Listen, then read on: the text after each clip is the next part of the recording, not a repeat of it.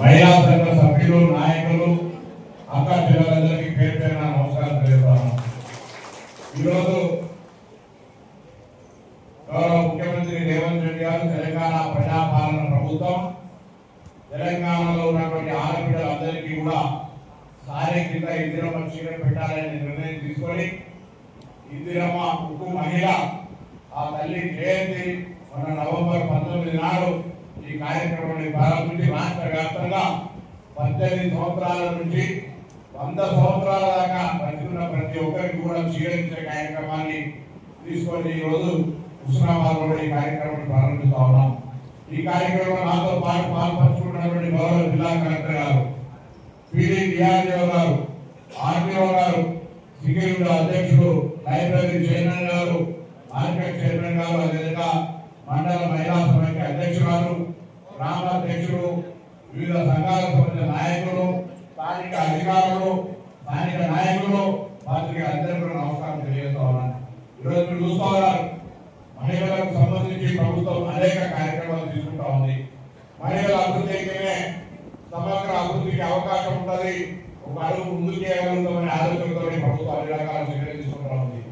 10 సంవత్సరాలుగా మీకు ఒక కొత్త రేషన్ కార్డు కావాలంటే గుర్తింపుగా రేషన్ కార్డు లేకుంటే 10 సంవత్సరాలుగా వస్తువులు 2 బియ్యాన్ని తినలేక బయటికి రీసైక్లింగ్ అమ్ముకునేటువంటి పరిస్థితుల నుంచి ఎలా సన్న బియ్యం ఇచ్చడం, కొంత రేషన్ కార్డు నుంచి అడిగిన వాళ్ళందరూ కూడా రేషన్ కార్డు ఇచ్చే ప్రక్రియ చేస్తా ఉన్నాం. 200 యూనిట్ల ఉచిత విద్యుత్ ఇస్తా ఉన్నాం. అధికారంలోకి వచ్చిన 2వ రోజే మహిళలందరికీ ఉచితంగా ప్రయాణం చేసే సౌకర్యాన్ని కలిగించడం. ఇవాళ సోదరి మనం అడుగుతున్నట్టుగా తెలంగాణ వ్యాప్తంగా అన్ని మండలాల్లో మండల సమైక్యాల ద్వారా బస్సులు ఆర్టీసీ తీసుకొని మీరు తిరగడమే కాదు, బస్సుల యజమానులను కూడా అయ్యమనే మాట ఈ సందర్భంగా హుస్నాబాద్ క్యాంటీన్ ఓపెన్ చేస్తున్నాం. పెట్రోల్ బంక్ కూడా అవసరం ఓపెన్ చేసుకోవచ్చు. మహబూబ్నగర్ జిల్లాలో ఉన్న ముఖ్యమంత్రి గారు వీడియో కాన్ఫరెన్స్ అడుగుతారు, మీరు ఎంతమంది ఉన్నారో ఏమైతే పెట్రోల్ బ్యాంక్ జిల్లా సమైక్య అంటే 4 లక్షలు సంపాదిస్తా ఉన్నాం, 2 లక్షలు ఖర్చుకో, 2 లక్షలు మిగులుతారని అన్నారు.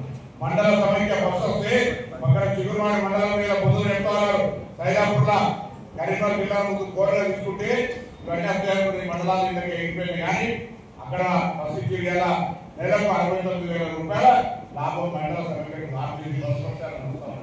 ఈ విధంగా సోలార్ సంబంధించవచ్చు, అగ్రికల్చర్, సెరికల్చర్, హార్టికల్చర్ తో పాటుగా ఉపాధి అవకాశాలను మెరుగుపడడానికి అన్ని రకాల సహకారం అందిస్తా ఉన్నాం. ఈ సందర్భంలో ఇంకా మీకు ప్రభుత్వము, బ్యాంకులు ఎంత అప్పటి అప్పియడానికి ఉంది, అవి కూడా వడ్డీ లేకుండా హుస్నాబాద్ మండలం 60 లక్షలు మీరు వాడుకున్న పైసలకు ప్రభుత్వం వడ్డీ కట్టింది. మేము మీరు ఇంకా 60 కాదు 6 కోట్ల రూపాయల వడ్డీ అవసరమైతే కూడా ప్రభుత్వం కట్టడానికి సిద్ధంగా ఉంది. మీరు వ్యాపారం చేయండి, ఆర్థికంగా ఎదగమని చెప్తామని